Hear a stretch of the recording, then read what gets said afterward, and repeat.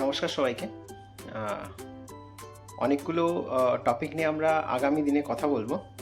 তো আজকে ডে 1 আমরা শুরু করছি একটা নতুন কাইন্ড অফ সিরিজ থেকে, যেখানে আমরা আমাদের হেলথ রিলেটেড কিছু কিছু টপিক নিয়ে কথা বলবো, যেগুলো আশা করি আপনাদের অনেকটা হেল্প করবে, অনেকটা উপকারে আসবে।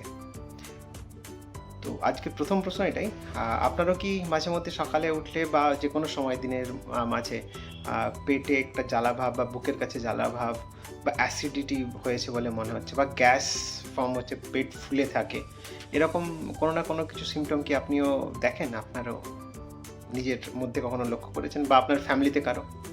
এবং এর সহজ সবচেয়ে উপায় যেটা আমরা করে থাকি, হয়তো আপনিও করছেন, যে টুক করে একটু ওই আর কি ছোট্ট পাউচের প্যাকেটে যেটা আসে, বলে দেয় যে 6 সেকেন্ডের মধ্যে সব অল ক্লিয়ার। এবং আমরা নতুন করে, এবং অনেক অ্যাডভার্টাইজমেন্টও খুব সুন্দর করে, যে একদম 6 সেকেন্ডের মধ্যে ঠিক, তারপরেই আবার একদম খুব ভালোভাবে খাওয়া চালু, তাই না? তো এরকম কি আপনিও করেন? বা তার থেকে বেশি কিছু হয়ে গেলে হয়তো মেবি ডাক্তারের কাছ থেকে প্রেসক্রাইব করে নেওয়া, বা ম্যাক্সিমাম ক্ষেত্রে আমরা করি না অ্যাকচুয়ালি, যে ওই মেডিসিনের দোকান থেকে গিয়ে নিজেই আমরা এখনকার দিনে ম্যাক্সিমাম, আমি এরকম বহু মানুষকে দেখেছি যাদের প্রত্যেকটা মেডিসিনের নাম একদম মনে থাকে, ঠিক আছে, যে এই পারপাসে এটা লেগে যাবে। যেমন তার মধ্যে রয়েছে অমিপ্রাজল আছে, প্যান্টোপ্রাজল আছে, রেবিপ্রাজল আছে, এরকম করে কিছু কিছু। আমি অ্যাকচুয়ালি সল্টের নাম বলছি, মেডিসিন কোম্পানির নাম বলছি না, কারণ সেটা একটা লিগাল ইস্যু এসে যেতে পারে। তো এরকম নিয়ে নিলাম, তো বাস রিলিফ, আবার আমরা ব্যাক টু আমাদের লাইফে। তো এটা কি ঠিকঠাক, বা আমাদের কোনো শরীরে মানে ক্ষতি করছে না তো? এগুলো নিয়ে আমরা কখনোই ভেবে দেখেছি, বা কেউ আমাদেরকে বলেছে? তো সেই নিয়ে আজকের টপিকটা আমরা কথা বলবো। তো সব জায়গায় আমাদেরকে জানতে হবে যে আমাদের অ্যাসিডিটি বা অ্যাসিড ফর্ম পেটে কিভাবে আসে, বা অ্যাকচুয়ালি হজমটা কিভাবে হয়। অনেকেই জানবেন, বাট আমি সেটাকে একগুচ্ছ একটা ছোট্ট একটা জায়গাতে নিয়ে এসে সহজভাবে বোঝানোর চেষ্টা করছি, আর কিছু না। তো আমাদের পেটে অ্যাকচুয়ালি হাইড্রোক্লোরিক অ্যাসিড, বা যেটা শর্ট ফর্মে HCl বলা হয়, তো সেটা আমাদের পেটেই নিঃসৃত হয়। এবং আমাদের পেটের মধ্যেই যে অ্যাসিডটা যখন অতিরিক্ত মাত্রায় বের হয়, তখনই আমরা একটা অ্যাসিডিটি ফিল করি। বা অনেক সময় কি হয়, আমাদের যে খাদ্যনালী রয়েছে, এখানে একটা স্প্রিংটার থাকে, জাস্ট লাইক কি ওটাকে আটকানো, যে ওপরের দিকে যাতে না চলে আসে। তো এই নিয়ে ডিটেলসে পরে কথা বলবো। তো ছোট্ট ওটাও কোনো সময় লুজেন আপ হয়ে যায়, ঢিলে হয়ে যায়, যার কারণে তখনও উঠে চলে আসে, তখনও ওটা আমরা ফিল করতে পারি। বাট তার কিন্তু সলিউশন শুধুমাত্র ওই ওষুধগুলো বা ওই ছোট্ট পাউচের ব্যাপারগুলো কিন্তু না। কেন না, ওগুলো কাজ কিভাবে করে সেটা আপনাকে বুঝতে হবে। তার প্রথম যেটা আমি ব্যাখ্যা করতে চাই, যে ওই যে ট্যাবলেটস বা মেডিসিনগুলো আমরা বললাম, সল্টের যে নামগুলো বললাম, তো ওই মেডিসিনগুলো কি করে, কিছু শরীরের মধ্যে এনজাইমগুলোকে ব্লক করে দেয়, যেটা অ্যাকচুয়ালি ইন্ডিকেশান দেয় যে আরও অ্যাসিড রিলিজ করা হোক পেটের মধ্যে। তো ওই যে ওটাকে ব্লক করে দেওয়া হয়, তখন ওই অ্যাসিডিটিটা কম বলে আপনার ফিল হয়। কিন্তু ব্যাপার কি হচ্ছে, একটা সময় আসবে যে শরীরের যে স্বাভাবিক কর্মকাণ্ড, তাকে আমরা কিন্তু ডিস্টার্ব করছি, এবং একটা লং টার্মে গিয়ে দেখা যাবে যে কিনা আমাদের ওই যে অ্যাসিড তৈরি হওয়ার জায়গাটাই ঠিক মতো করে হচ্ছে না। তখন সমস্যা কি হবে? কারণ এটা আমি বলছি এই কারণ আমরা কি করি, ডাক্তারবাবু একবার লিখে দিয়েছে মানে ব্যাস ওটা চললো, ঠিক আছে, কন্টিনিউয়াস চলছে, ওকে বন্ধ করার কোনো দরকারই নেই। শেষ হয়েছে তো আবার নিয়ে চলে আসি আমরা, কারণ আমরা জানি সকালে উঠে তো আমার এই সমস্যা হবেই, না খেলেই পেট ফুলে যাওয়া আবার সেই। তো তার কারণে কি হয়, আমরা ওটা কন্টিনিউ খেতে থাকি।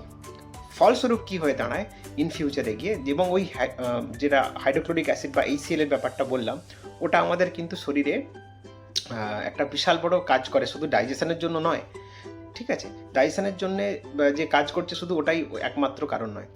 তার আরেকটা কারণ যেটা রয়েছে, আমরা যখনকে খাবার খাচ্ছি, তো আমাদের হাত দিয়ে এবং খাবারের সঙ্গে অনেক প্যাথোজেন্স, অনেক ব্যাকটেরিয়া পেটের মধ্যে চলে যায়, যেগুলোকে একরকম কিল করে বা মেরে দেয় ওই অ্যাসিডটা, হাইড্রোক্লোরিক অ্যাসিডটা। ওর নির্দিষ্ট পিএইচ লেভেলও মেনটেন হয় পেটের। বলে রাখি জাস্ট ইনফরমেশনের জন্য, আমাদের পেটের পিএইচ লেভেল হচ্ছে 1 থেকে 3.5 বা 4-এর আশপাশে থাকে, ঠিক আছে, খুব হাইলি অ্যাসিডিক, তাকে ওই প্যাথোজেন্সগুলো ডিস্ট্রয় হয়ে যায়। এবার আমি যদি সেই জায়গায় ওই ওষুধগুলো দিয়ে, ওই পাউডারগুলো দিয়ে ওটাকে কন্ট্রোল করার চেষ্টা করি, তাহলে শরীরের যে স্বাভাবিক কর্মকাণ্ড, তাকে আমরা ডিস্টার্ব করছি, এবং লং টার্মে গিয়ে কী হবে, আমার ওই অ্যাসিডটা প্রপারভাবে রিলিজ হবে না, এবং ব্যাকটেরিয়ার যে ব্যাপারটা বললাম যেটাকে কিল করে দেয় ওটা হবে না, ফলে কী হবে ধীরে ধীরে করে আমাদের শরীরে নানা রকম রোগের বৃদ্ধি হতে থাকবে। ঠিক আছে, দিনের দিন আমরা শরীর খারাপের মধ্যে পড়ে যেতে পারবো বা পড়ে যাবো অ্যাকচুয়ালি, যেটা খুব ভালো কথা নয়। এবং কি দ্বিতীয় নাম্বার কী হয়, যখন ওরকম অ্যাসিডটা ঠিকঠাকভাবে শরীরের মধ্যে রিলিজ হচ্ছে না তখন কিন্তু আরেকটা জিনিস হয়ে দাঁড়ায়। কি হয় না, ওই যে অ্যাসিড থাকে ওর মধ্যে কিছু কিছু প্রোটিন থাকে যেগুলো ওই লেভেলের অ্যাসিডেই ডাইজেস্ট হয় এবং আমাদের শরীরে সেই প্রোটিন থেকে বিভিন্ন রকম অ্যামাইনো অ্যাসিডস তৈরি হয়, যেটা আমাদের শরীরের মানে একরকম গঠনে হেল্প করে এবং রক্ষণাবেক্ষণেও হেল্প করে। এবং দ্বিতীয় নাম্বার আরেকটা আছে ভিটামিন B12, যেটা আমাদের কিন্তু শরীরে একরকম বলা যায় অ্যাপ্রক্সিমেটলি 3 to 4 ইয়ার্সের জন্য আমাদের শরীরে স্টোর থাকে। এটা নিয়ে ডিটেলসে পরে কথা বলবো। তো ওই B12-এরও কিন্তু আমাদের শরীরে ঘাটতি শুরু হয়ে যায়। কেন না, ওই যখন আমরা অ্যাসিডটা শরীর থেকে কমানোর চেষ্টা করছি ওইভাবে, তো ওর কিন্তু শোষণটা কমে যাবে। যে আমি খাবার খাচ্ছি সেই খাবার থেকে B12 মানে শোষিত হবে না শরীরে, যার ফলে কী হবে ওরও ঘাটতি দেখা যাবে। ইন ফিউচার গিয়ে কী দেখতে পাবো না, মাসেলের কোনো পেন হচ্ছে বা নার্ভের কোনো পেন হচ্ছে, নার্ভ উইক হয়ে যাচ্ছে, বিভিন্ন রকম মানে ডাইজেশনের প্রবলেম আরও করে ক্রিয়েট হবে। এবং কিনা আরেকটাও যেটা সবচেয়ে বড় কথা কিনা, ক্যালসিয়ামও ঠিকমতো করে অ্যাবজর্পশন হয় না। ভাবতে পারছেন আমরা কি করে চলেছি? এবং সেই ক্যালসিয়াম যদি অ্যাবজর্ব না হয় তো শরীর পাবে না, শরীর তার র মেটেরিয়ালস না পেলে কী হবে, অটোমেটিকলি হাড় দুর্বল হবে, ভঙ্গুর হবে, আপনি খুব তাড়াতাড়ির মধ্যেই স্পন্ডালাইসিস, ঠিক আছে, সার্ভাইকাল স্পন্ডালাইসিস, লুম্বার স্পন্ডালাইসিস এগুলোতে ভুগতে থাকবেন। তারপরে তো হাঁটুর সমস্যা আছে নানা রকম। তো আচ্ছা, লং টার্মে কিন্তু আরেকটা সমস্যা হতে পারে, সেটা কিন্তু কী হচ্ছে, যখন আমরা ওই ট্যাবলেটস ওই সমস্ত জিনিসগুলো নিচ্ছি ওগুলো কিন্তু গিয়ে আমাদের ওগুলো আমাদের শরীর থেকে ফিল্টার করে কিডনিকেই বের করতে হবে, অর্থাৎ আমরা এক্সট্রা করে কিন্তু কিডনির ওপর চাপ সৃষ্টি করছি। এবং দ্বিতীয় নাম্বার আরেকটা জিনিস যেটা রয়েছে, যে আমরা যখনই কোনো মেডিসিন খাই, মেডিসিন কোনো নিই, চাहे সে গ্যাসের জন্য হোক বা যে কোনো টাইপের মেডিসিন হোক, সেটা কিন্তু আমাদের শরীরের কাছে টোটালি আননোন, এবং সেটা কতটা শরীরের জন্য ঠিকঠাক ক্ষতিকারক সেটা শরীর ডিসাইড করে। কিভাবে? ওই মেডিসিনটা প্রথম কিন্তু যায় লিভারে পৌঁছে যায় এবং লিভার ওকে প্রসেস করে শরীরের জন্য যেটা দরকার তার থেকে সেটা বের করে শরীরকে সেটা দেয়, তবে কি শরীর সেভাবে কাজ করে। ওই জন্য কি বলেছি যে মেডিসিনগুলো যদি আমি খাই তাহলে লিভারের ওপরেও একটা এক্সট্রা করে চাপ ক্রিয়েট করব এবং কিনা কিডনির ওপরেও, যেটা লং টার্মে গিয়ে কিন্তু কিডনি স্টোন বা এই সমস্ত জিনিসগুলোও তৈরি করতে পারে। তো কোথাও না কোথাও আমরা কিন্তু এমন একটা পদক্ষেপ নিচ্ছি যেটা আমাদের লং টার্মে গিয়ে, হয়তো শর্ট টার্মে আমাকে রিলিফ দিচ্ছে কিন্তু লং টার্মে গিয়ে আমাদের বিশাল রকম ক্ষতি করছে, সেটা কিন্তু আমাদের জানতে হবে বা বুঝতে হবে। আরেকটা আমরা করে থাকি কি, আরও সবচেয়ে চটজলদি একটা যেটা আমরা করে থাকি, রেস্টুরেন্টে খেতে গিয়েছি, একদম পেট ভর্তি করে খাওয়া হয়ে গেছে, গলা অবধি উঠে চলে আসছে এরকম অবস্থা, বা বিয়ে বাড়িতে খেতে গিয়েছি তো সেখানে গিয়েও এরকম জিনিস কিন্তু আমরা অনেক সময় ছাড়তে পারি না, রিকোয়েস্টে হোক বা নিজের লোভে হোক, খেতে ভালোবাসি তাই জন্য, খারাপ না, বাট আমরা খাওয়ার পর কী করি, ফট করে একটা গ্লাসে কোনো না কোনো কোল্ড ড্রিঙ্কস একদম ঘাটছে একদম আমরা নিয়ে নিলাম। কেন না, আমরা জানি যে ওটা খেলে কিন্তু একটা ঢেকুর উঠে আসবে এবং আমার একবার সব হজম হয়ে যাবে। এটা আমরা কিন্তু খুব ভালো করে আমি দেখেছি অনেককে এটা ফলো করতে। বলে রাখি এটা কিন্তু সবচেয়ে ভুল পদ্ধতি। কারণ কি, একটু আগে কি বললাম, পেটের মধ্যে আমাদের হাইড্রোক্লোরিক অ্যাসিড থাকে এবং ওই যে কোল্ড ড্রিঙ্কসটা খাচ্ছেন ওটা কিন্তু ওর নেচার অ্যাসিড নয়, ওটা অ্যাকচুয়ালি বেস বা ক্ষারীয়, ওর নেচারটা ক্ষারীয়। যদি কোনো কেমিস্ট্রির কোনো স্টুডেন্ট বা টিচার আপনার জানাশোনা থেকে তাকে জিজ্ঞেস করবেন, উনি আপনাকে ভালো করে ব্যাখ্যা করে বলে দেবেন। যখন ওই দুটো একটা জায়গায় চলে আসবে তখন কি করবে, ওই অ্যাসিডটাকেই অ্যাকচুয়ালি নিউট্রালাইজ করে দেবে, ও অ্যাসিডটাকে কমিয়ে দেবে।